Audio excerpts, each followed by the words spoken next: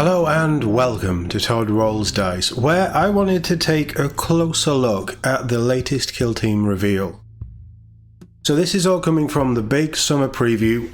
At the end of this video I'll link my full reaction. I live streamed it, we had a couple in the chat, fantastic, really fun to do. I love a good live stream, and that will give you all of my initial thoughts at seeing this stuff. I would say I've calmed down since the announcement of this box. That's not quite true. I'm super excited about where Kill Team is going. I have so many questions about what this release is actually doing though, and hopefully this article is going to shed a little bit of light on that. So, this is a slightly more measured, slightly more informed look as the Deathwatch Kill Teams descend into the Tomb World.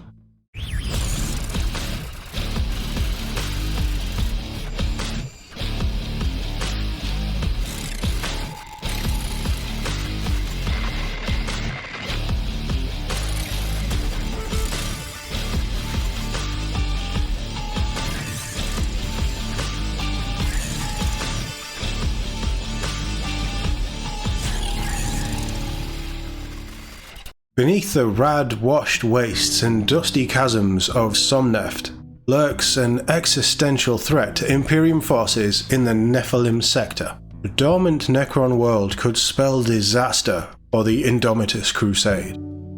Yet humanity's armies are demanded elsewhere, and of all the commanders in the region, only the Xenos hunters of Watch Fortress Prescience understand the true danger posed by such a tomb. Something must be done. And I mean, this, as you saw, everything in this box is just amazing. I may not have Necrons, but I like the Necron idea, the design. I really like their lore as well. It's really become much more defined and much more interesting, I think, since they initially came out way back.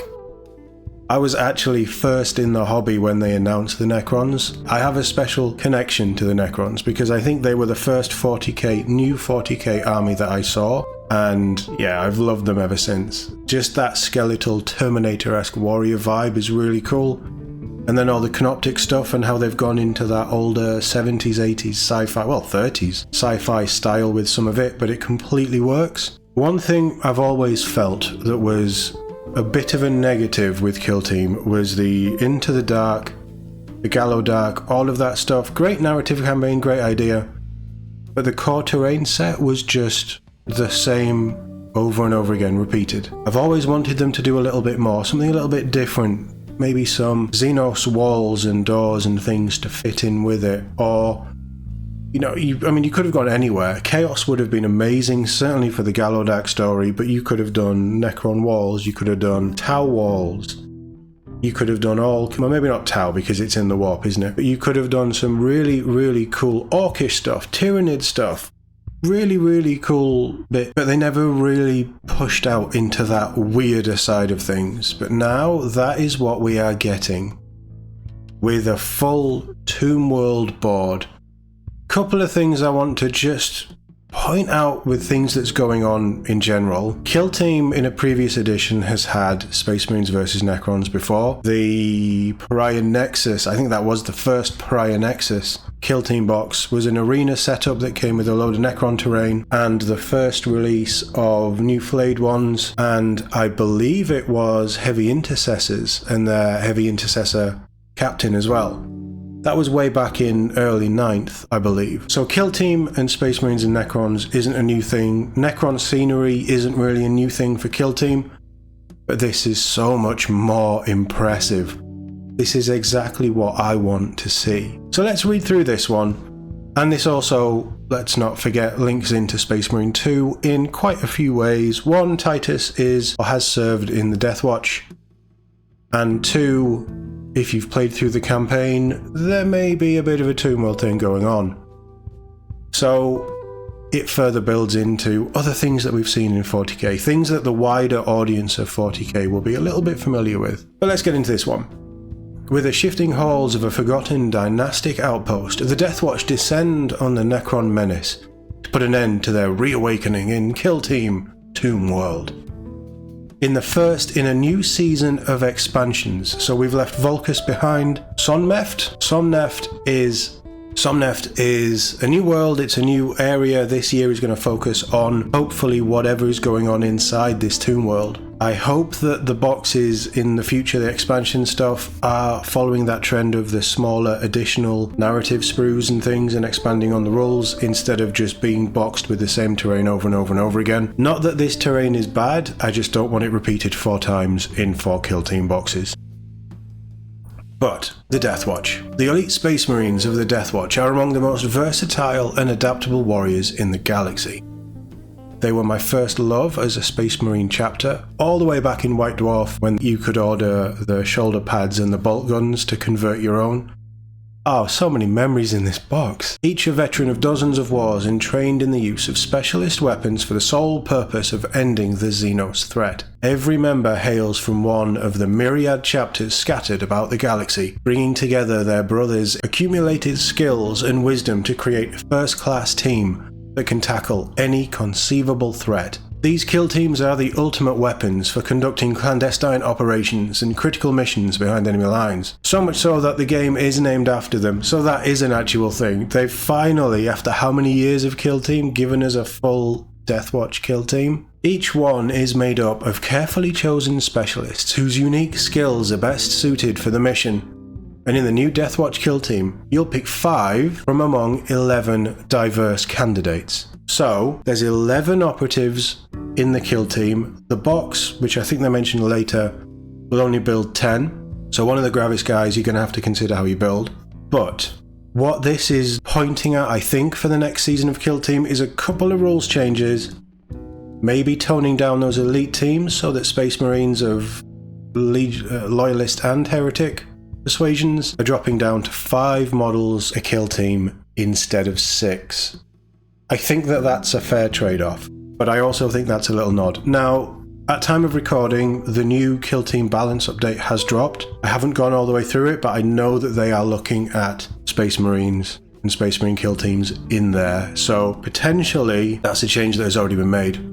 We'll see. We'll get to that later on in the week. But this is good. To me, Space Marines are always teams of 5, 10 or 20, so 5 works really well, and then having a roster of 11, it sort of means you need to buy another box or have a Gravis model that you can kitbash, but it gives you a lot of option on the tabletop, so that's good. So what do we have? We have a Watch Sergeant who has a plasma pistol and a power weapon. The old classic combo. Interesting that we're going back to that, but I completely agree. The Bombard is the frag cannon, so he will be able to put down quite a nice amount of explosive damage. I think both frag and crack grenades, hopefully. The gunner with a plasma gun, potentially you may get melters and things as well. I'm not entirely sure because the melter side of Primaris is restricted to the Gravis Marines. Potentially you'll have a flamethrower. I mean, there might be other options, but the plasma is a pretty good shout. Breacher is our second of 3 Gravis Marines, the first one being the Bombard, the third one being the Horde Slayer that we'll get onto in a second. But this guy looks like he's your explosives expert. He's running around with a heavy bolter and a grenade launcher, and he has a number of grenades on his belt. Again, just really, really cool. I love the difference in the backpacks and all of the stuff that's going on. It's just, oh, I love this team so much. Horde Slayer is your Infernus heavy bolter, so a heavy bolter and a flamethrower and in Gravis armor, so much slower but probably going to do a lot of damage up close. The Head Taker has a Raptor shoulder pad, which is fascinating. All of the shoulder pads in this, or pretty much all the shoulder pads in this box, they look like their second founding or other founding chapters, which is so nice to see them represented in plastic. But this is obviously a Reaver type silent specialist, so he's running around with 2 combat knives, which I think is a really cool choice. You've got your grav shoot as well. I really like this pose, I like this idea, and I love that this is a team specialists that is mixed Phobos, Gravis and Tacticus armor. I love all of this. This is exactly what I want to see for a Deathwatch kill team. The Marksman looks like a Stalker bolt rifle, probably not that exciting, but we'll see. The Aegeus is your melee threat with I think that's the Deathwatch Storm Shield, but it's a shield of some sort, probably a Storm Shield, so maybe an invul save in there. And a Power Maul, which is just really, really cool. The standout for me the Wolf Spear, Demolisher with a Thunder Hammer, and I love that head. That head for some reason just screams Donald Sutherland to me, and I'm all for it, but just cool. In fact, I want that head for one of my other Wolfguard battle leaders. That's how much I like that head. Just brilliant, and it's a very threatening pose. Obviously, with any kill team that's 10 models, you are going to have repeated poses, but that's just how Games Workshop make their models. I have no complaints on that. Our second Phobos Marine, the Disruptor, this is obviously going to be shutting down comms, maybe interfering with command points and things, but I don't think it's going to be too crazy. But that is your, I want to say Incursor, because it is the Bolt Carbine, isn't it? No, it's not. It's one of the other Phobos ones. It could be an Infiltrator, actually. I know that the helmets change, but again, I really like it, and I love that it's a mixed team, and each one is going to feel special. And then the final one that we have here is the standout for me, the Blade Master. I love a duelist. I love someone with a Xenophase blade. Usually that's exclusively ran on the Sergeant of the squad.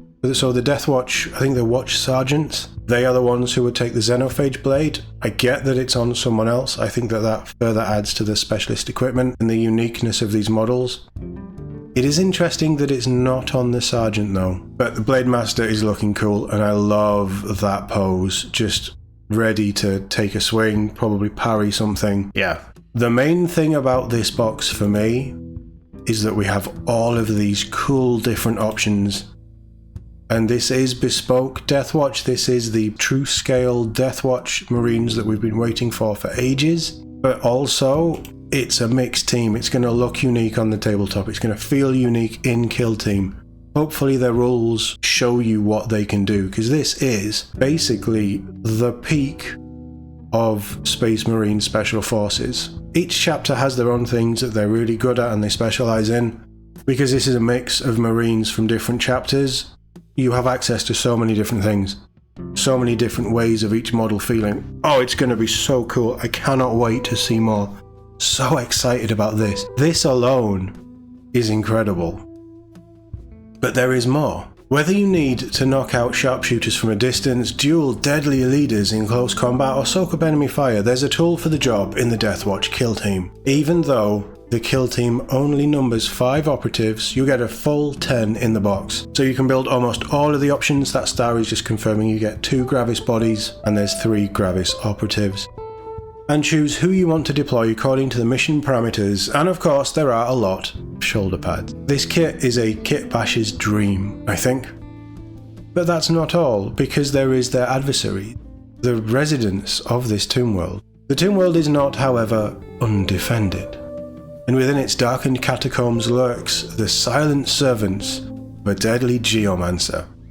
A stone-shaping cryptek awoken to correct cascading failures in the tomb's critical systems, which is really cool. This is who they wake up to basically fix everything that breaks. Rather than raising slumbering Necrons to do their bidding, these masters of physical manipulation summon endless legions of canoptic circle servants to repair structures, clear debris, and eradicate interlopers. So we have the Geomancer, again, these Mancer type models. They're probably not that different, they'll have their own special rule, but from a design aesthetic, the centipede style with the extra Tyrannid-like stabby bits, and then all of this canoptic stuff going on. I just love this model. I think this model is so cool. And it's so Necron, but it's also got a little bit of individuality to it. I really like it. You then have your Accelerator and your Reanimator staples for Necrons. The Tomb Crawlers I think are new, and they were saying in the preview that these models, some of the shooting and some of the weapon options that you can take, there you can see 2. They will put a Space Marine down in 1 turn of shooting if you roll well enough. So they are going to be a threat, and they're probably going to be quite tough as well, which is really cool. And then we have warriors. Now these warriors are very different to standard Necron warriors. I'm not sure why they're called warriors, but this looks like the kind of thing that would be flying around and doing little menial tasks to keep everything going. But if they need to defend, they are like the first line of defense against intruders in the Tomb World, which is a really interesting idea and not something that I think that we've seen in the Necron range, but I really like it. It also looks like they've got an element of shooting and then obviously close combat with their phase claws or whatever these blades are going to be on their forearms. Really, really cool design, and this is the kind of weird Necron-y stuff that I do like. I think this kill team is probably going to be quite a tough one to pick up and understand, but I think with the right person playing them, I think you could have some pretty interesting battles with them. I'm excited for both of these teams, honestly. I think that Space Marines will be a one size doesn't fit all, but they're pretty much, you have all the tools to take on everything, whereas the Necrons will be more specialized. But I'm okay with that in this kind of box. This isn't a new starter box. It's a seasonal box with a new location, so it looks like a starter box, but unless they specify otherwise, which I'll point out, you are not going to get a rulebook in this. This is not for people who are wanting to pick up the game and start playing right out the box, but there are rules in the app that you can use to get going, so it's not like it's closed off. But I think this box is going to attract a lot of eyes due to the contents, and just how incredible the scenery looks. So the firepower comes from a pair of tomb crawlers, hulking constructs that mount heavy weapons atop their armoured carapace, one of which can banish its victims to another dimension entirely. That sounds not good. By contrast, the Macrosite warriors are expendable drones that constantly return to the kill zone as long as there are fewer than 3 alive. Almost like an endless horde mechanic. That's nice. And each individual unit is worth so little to the Geomancer that they are ignored when scoring the opponent's kill ops. Okay, what's the 2-star? They also don't count for objectives that require you to extract operatives or keep them alive. Get a few killed, it doesn't matter.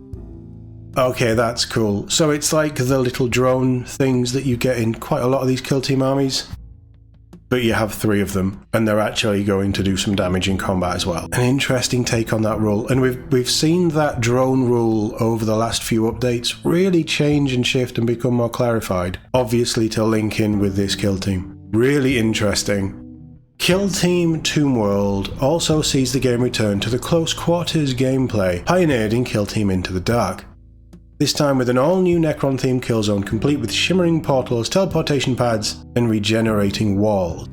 Doesn't that board look amazing? This is what the Prior Nexus board should have been if they had that kind of investment in Kill Team. I think this is amazing. I think all of this looks incredible. And can you tell I'm excited? I absolutely need this, and I cannot wait to get started. Much like Kill Team Typhon, the box includes a full unit of NPO miniatures as well, which is even better. In this case, 10 Necron warriors and 3 Scarab swarms that can be used in the new Joint Ops and Adversarial Ops mission packs, both as an enemy for cooperative players or an obstacle for competitive players. Added to the 2 kill teams, that makes a hefty 31 miniatures before you even start with the terrain. If this is where we're going to go with the kill team expansions, you're going to get 2 new kill teams. The initial box for the season will be a big load of scenery, and then the next 3 expansions will probably be just little add-on pieces. But you also get some kind of NPOs that tie in with one of those kill teams included.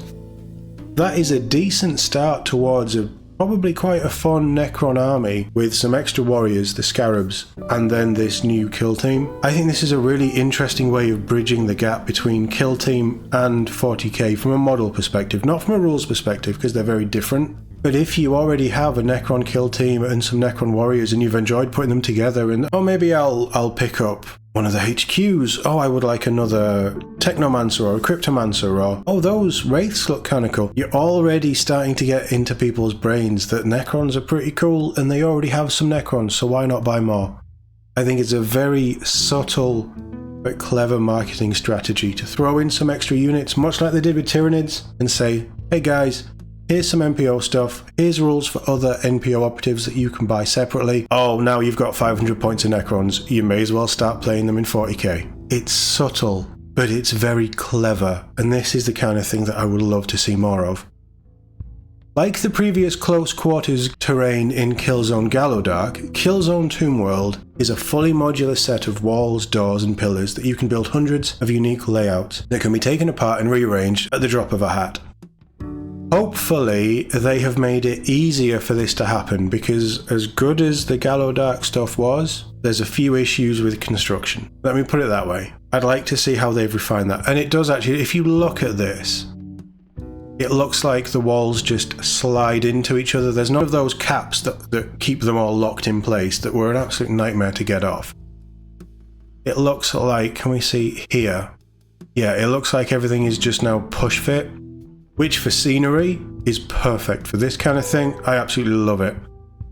But hopefully it means once it's painted, you're not really going to be ruining the paint too much. But also just bear that in mind when you're building it and putting it together. But this does look like it goes together easier. New elements make the Killzone feel distinctly Necron, such as breached walls, reforming as microscopic maintenance drones continue their eons-long vigil, heedless of the battles around them. There's even a host of Necron warriors snoozing in the walls. This is all incredibly Borg-like, isn't it? It's so cool. It is so cool. To top it all off, the Toonworld dossier book contains extensive background lore for the two kill teams and the Toonworld of Somneft they'll be fighting over, setting up a decisive showdown between Kill Team Vashkovian and Amhetra's crypto retinue. It's packaged with a full sheet of tokens for each team and a set of Toonworld event cards for joint ops missions, in case you fancy a little extra challenge while delving into the warren of killer androids. So all of this is expected with how they're delivering, certainly off the back of Typhon, and you always get the tokens for the new kill teams included in these event cards. You should get the data cards as well. It doesn't actually mention the data cards. It doesn't even picture data cards for the teams. If they have decided not to include data cards in this book, but release them separately at the extortionate price that those data cards are on their own, that will be a conversation we have at the time once we know more. Hopefully the cards for each kill team is in there like they've been doing. They set the precedents for the last year. I would think that they will be in there, they just haven't pictured them. Maybe they were still at the printers, I don't know. But hopefully you also get the cards for the two kill teams. We'll be digging further into the rules and miniatures of Kill Team Toonworld as we get closer to its release. For now, head back to the Summer Preview Hub to see what else they've been revealing today. So we will obviously talk about this as and when it goes up. This has really rejuvenated my love of Kill Team and my desire to get back into Kill Team. It is such a cool idea, such a cool board, and theming it around the Necron Toonworld. And I'm taking little hints and elements of what they did with the end of 9th edition. This kind of feels like, to me, here's a kill team box. This is going to be the first place that you get these new teams, all of the kill teamy stuff, but this terrain is going to be exclusive to the box for a little bit of time, and then it will be released separately for use in boarding actions or some sort of new boarding action style book for the end times of 40k 10th. Very much like they did with Gallowdark, and that terrain became boarding actions as part of the Arcs of Omen. What I really hope for the end of 10th is finishing off Pariah Nexus. This could represent a Toonworld in Pariah Nexus. So I'm not saying that the 40k end times for 10th edition is set on Somfet, or however you say it, but what I do think is we're going to see this repeated for 40k in the last 6-8 months campaign that they normally do at the end of the editions. So that gets me excited as well. I think that all of this is going to start to pull together. That's what they did with the end of 9th and the Gallowdark stuff. That's what I'm expecting here. I might be wrong, that's just following the trends, that's what I think. But overall, I think this is everything that I love in Kill Team. I'm loving my Space Wolves. I want to put together a Space Wolf kill team based on the Angels of Death kill team and really heavily customize it, but have those loadouts. But this has really turned my head. Everything about this is perfect for me. I love Deathwatch. I've always loved Deathwatch. I would have gone much heavier into Deathwatch if they weren't the half size between traditional tactical marines and the Primaris stuff. If they'd been Primaris scale from when I got back into the hobby, I would have a Deathwatch army by now. But I think this is a really nice way of doing it. I think this is looking like a really nice kit. I would also expect there to be some sort of way of building them up as a standard warrior style profile, because This box, as we all know, with Kill Team, will get rules for inside 40k, and with Deathwatch, if you want to do a Deathwatch army, you need a troops choice that you can build with just bolt guns and things. But we'll see. So far, I think that this is excellent. I love the mix of heavy weapons and special weapons and mixed armor and all of the things that I really want from Squad of Space Marines. Okay, I want that in 40k, we already have that in Kill Team, but this looks like a very threatening Space Marine squad with a lot of different options and a lot of different ways of building and playing them. The Necrons, I think, are much more singular in tactics and how you're going to go about, like holding objectives with the big things, trying to slow down operatives and throwing these warriors out just to get them killed, but it's a hold-up mechanic. Maybe stop opponents scoring objectives so that you can get your big guns onto them. I think this is going to be a much more harder way of playing Kill Team than bog standard Space Marines go shoot. But one of the big balance things I think we're going to see is Space Marines and elite squads going down to a 5-man squad, and hopefully, I mean, we've seen everything here, so I don't really know. I don't know where the threat is going to be outside of these guns, but I expect these to be tough, and I expect them to be a real problem with shooting. And I think the Geomancer is going to be a bit of a problem as well. For the Necrons, I'm not seeing where a huge amount of the threat will be, or board presence, because they do look like they're a smaller kill team. If this is everything, you're looking at 8 models, and the Accelerator and Reanimator probably aren't going to do a huge amount. They'll have buffs and they'll be able to keep units safe, but they don't have a lot of damage output, I would guess. So the Geomancer and the Tomb Crawlers are going to have to do a lot of heavier lifting for the team. I think positional play and movement is going to be key. Interesting. There's so many questions about this. But like I say, the standout for me is the Deathwatch. I absolutely love these guys. This box is exactly what I want for Kill Team. I would almost say, before seeing the rules and things, from a model and a contents perspective, this is the perfect Kill Team box. But I want to know what you think. I want to know what your hopes for Kill Team Tomb World and this new season are. Let me know in the comments below. We will be back later on in the week with more Kill Team because we have the balance update to go through. That's out now on Warcom if you want to check it out. I will give you my thoughts on it once I've had time to get that recorded. As always, thank you very much for watching, and I'll see you all in the next one.